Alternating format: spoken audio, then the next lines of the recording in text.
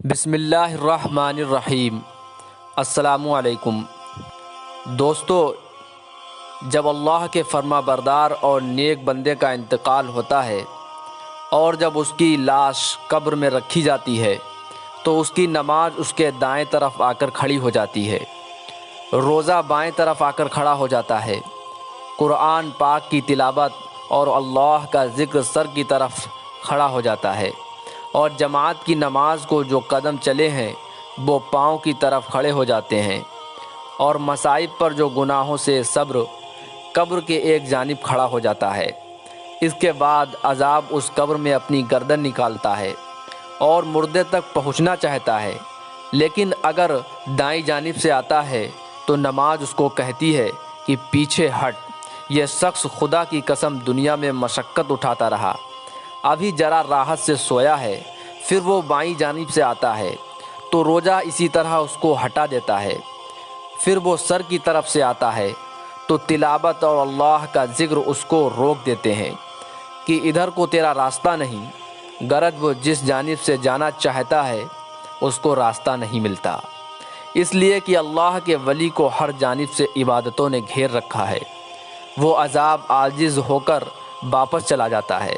اس کے بعد صبر جو ایک کونے میں کھڑا تھا ان عبادتوں سے کہتا ہے کہ میں اس انتظار میں تھا کہ اگر کسی جانب عبادت کی کسی قسم کی کمزوری سے کچھ ضعف ہو تو میں اس جانب مزاحمت کروں، مگر الحمدللہ کہ تم نے مل کر اس کو دفع کر دیا۔ اب میں اعمال تلنے کی ترازو کے وقت اس کے کام آؤں گا۔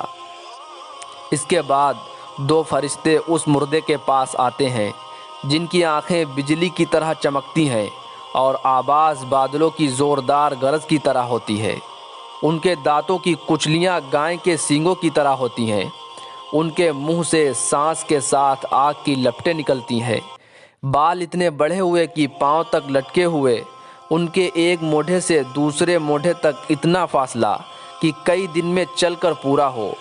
مہربانی اور نرمی گویا ان کے پاس کو بھی نہیں گزری۔ البتہ سختی کا معاملہ مومنوں کے ساتھ نہیں کرتے، لیکن حیت ہی کیا کم ہے۔ ان کو منکر نکیر کہا جاتا ہے۔ ان میں سے ہر ایک کے ہاتھ میں ایک ایک اتنا بڑا اور بھاری ہتھوڑا ہوتا ہے کہ اگر ساری دنیا کے انسان اور جنات مل کر اٹھائیں تو ان سے اٹھ نہ سکے۔ وہ آ کر مردے سے کہتے ہیں کہ بیٹھ جا، مردہ ایک دم بیٹھ جاتا ہے اور کفن اس کے سر سے نیچے سرین تک آ جاتا ہے۔ وہ سوال کرتے ہیں تیرا رب کون ہے، تیرا مذہب کیا ہے، تیرے نبی کا کیا نام ہے؟ مردہ کہتا ہے کہ میرا رب اللہ جل شانہ ہے جو وحدہ لا شریک لہ ہے، وہ تنہا مالک ہے، کوئی اس کا شریک نہیں۔ میرا دین اسلام ہے، میرے نبی محمد صلی اللہ علیہ وسلم ہیں جو خاتم النبیین ہے۔ وہ دونوں کہتے ہیں تو نے صحیح کہا ہے۔ اس کے بعد وہ قبر کی دیواروں کو سب طرف سے ہٹا دیتے ہیں جس سے وہ اوپر سے اور چاروں جانب دائیں بائیں سرہانے اور پاؤں کی طرف سے بہت زیادہ وسیع ہو جاتی ہے۔ اس کے بعد وہ کہتے ہیں کہ اوپر سر اٹھاؤ۔ مردہ جب سر اٹھاتا ہے تو اس کو ایک دروازہ نظر آتا ہے جس میں سے جنت نظر آتی ہے۔ وہ کہتے ہیں کہ اے اللہ کے ولی، وہ جگہ تمہارے رہنے کی ہے اس وجہ سے کہ تم نے اللہ تعالی شانہ کی اطاعت کی ہے۔ حضور اقدس صلی اللہ علیہ وسلم فرماتے ہیں کہ قسم ہے اس پاک ذات کی جس کے قبضے میں میری جان ہے کہ اس کو اس وقت ایسی خوشی ہوتی ہے کہ جو کبھی نہ لوٹے گی۔ اس کے بعد وہ فرشتے کہتے ہیں کہ اپنے پاؤں کی طرف دیکھو۔ وہ دیکھتا ہے تو جہنم کا ایک دروازہ نظر آتا ہے جس سے اس کی حالت نظر آتی ہے۔ وہ فرشتے کہتے ہیں کہ اے اللہ کے ولی، تو نے اس دروازے سے نجات پالی۔ اس وقت بھی مردے کو اس قدر خوشی ہوتی ہے جو کبھی نہ لوٹے گی۔ اس کے بعد اس قبر میں 70 دروازے جنت کی طرف کھل جاتے ہیں جن میں سے وہاں کی ٹھنڈی ہوائیں اور خوشبوئیں آتی رہتی ہیں، اور قیامت تک یہی منظر رہے گا۔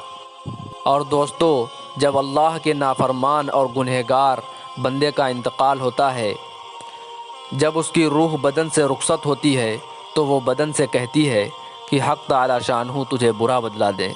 تو مجھے اللہ کی نافرمانی میں جلدی سے لے جاتا تھا اور اس کی اطاعت میں سستی کرتا تھا، تو خود بھی ہلاک ہوا اور مجھے بھی ہلاک کیا۔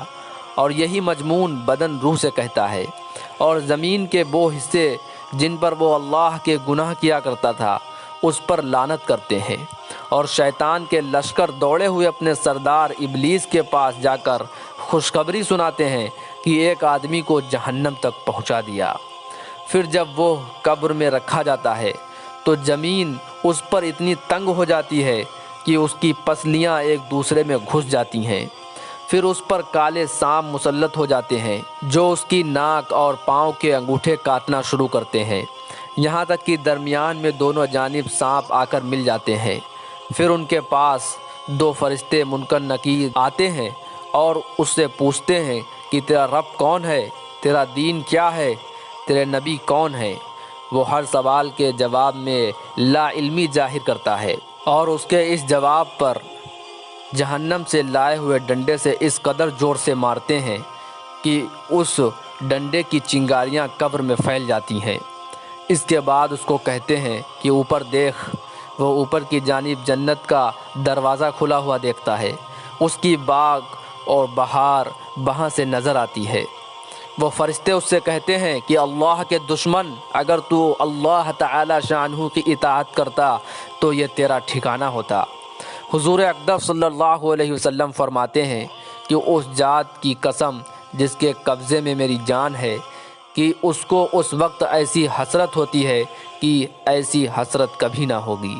پھر دوزخ کا دروازہ کھولا جاتا ہے اور وہ فرشتے کہتے ہیں کہ اللہ کے دشمن، اب تیرا یہ ٹھکانہ ہے، اس لیے کہ تو نے حق تعالی شانہ کی نافرمانی کی۔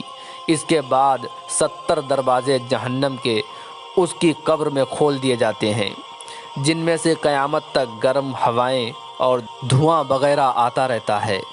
حضرت عائشہ رضی اللہ عنہا فرماتی ہیں کہ گنہگاروں کے لیے اہل قبور سے ہلاکت ہے کہ ان کے اوپر کالے سانپ مسلط کر دیے جاتے ہیں، ایک پاؤں کی جانب سے دوسرا سر کی جانب سے، اور وہ کاٹتے ہوئے چلے جاتے ہیں یہاں تک کہ درمیان میں آ کر دونوں مل جاتے ہیں۔ یہی برزخ کا عذاب ہے۔